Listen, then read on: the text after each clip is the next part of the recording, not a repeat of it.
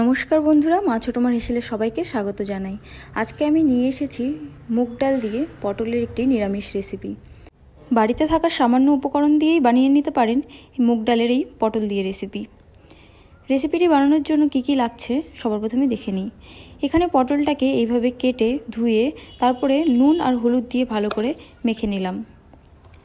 মেখে 4 থেকে 5 মিনিট রেখে দেব।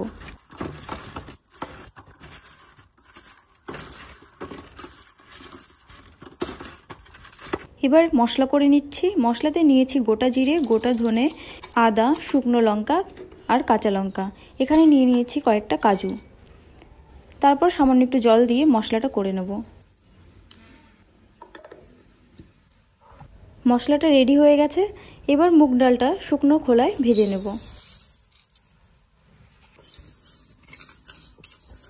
খুব সুন্দর সুগন্ধ বেরিয়েছে, তার মানে মুগ ডালটা ভাজা হয়ে গেছে। এবার নামিয়ে নেব। এরপর সামান্য একটু জল দিয়ে ধুয়ে নেব। এখানে কড়াইটা বসিয়ে দিয়েছি। কড়াইটা গরম হয়ে গেছে। এরপরে দিয়ে দেব পরিমাণ মতন সর্ষের তেল। এখানে আমি সর্ষের তেল ব্যবহার করছি, কারণ সর্ষের তেলে স্বাদ দ্বিগুণ হয়। এবার আমি পটলগুলো ভেজে নেব। পটলগুলো খুব সুন্দর করে আস্তে আস্তে ভাজতে হবে। আপনারা চাইলে পটলগুলো মাঝখান থেকে কেটে 2 টুকরো করেও দিতে পারেন।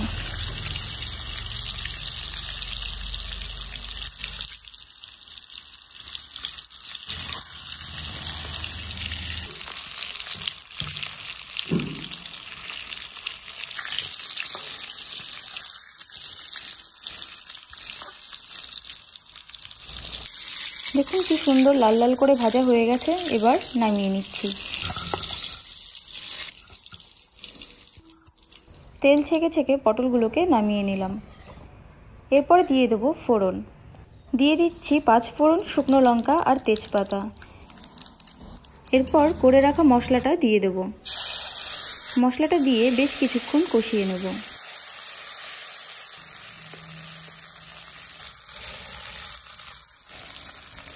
স্বাদ মতো নুন আর পরিমাণ মতন হলুদ দিয়ে মশলাটা ভালো করে কষিয়ে নেব।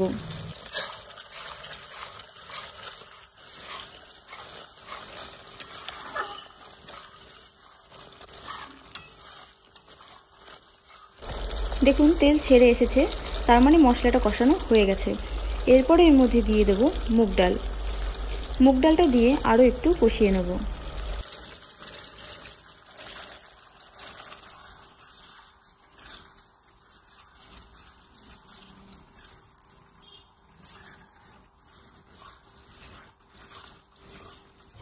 মুগ ডালটা দিয়ে কষানোর পরেও তেল ছেড়ে এসেছে, তার মানে মুগ ডালটাও কষানো হয়ে গেছে। দেখুন কড়াইতে লেগে লেগে যাচ্ছে। এবার দিয়ে দেবো পরিমাণ মতন জল।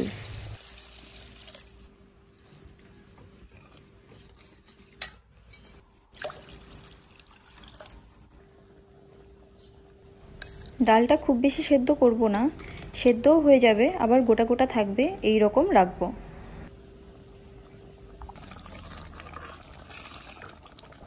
দেখুন ডালটা সেদ্ধ হয়ে গেছে।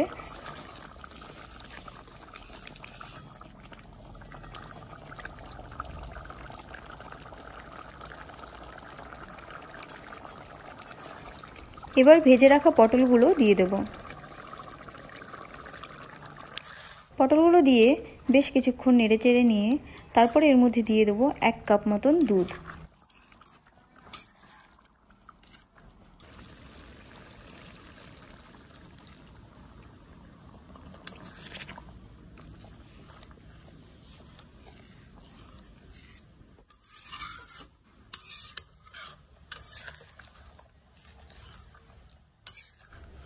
এরপরে দিয়ে দেবো সামান্য একটু চিনি।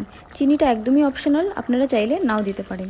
এই রান্নাটা একটু মিষ্টি মিষ্টি ভালো লাগে, তাই জন্য আমি চিনি ব্যবহার করছি। রান্নাটা রেডি হয়ে গেছে। এবার গ্যাসটা বন্ধ করে নামিয়ে নেব। দেখুন রান্নাটা পরিবেশনের জন্য একদমই রেডি। রেসিপিটি কেমন লাগলো আমাকে অবশ্যই কমেন্ট করে জানাবেন। মা ছোট মার হেসেলে যদি আপনি নতুন হয়ে থাকেন তাহলে অবশ্যই সাবস্ক্রাইব করে দেবেন। আর মা ছোট মার হেসেলের পাশে থাকার জন্য আপনাদেরকে অসংখ্য ধন্যবাদ। আপনারা পাশে থাকলে আমি অনেকটা মোটিভেশন পাই। ফিরে আসবো আবারও কোনো রেসিপি নিয়ে।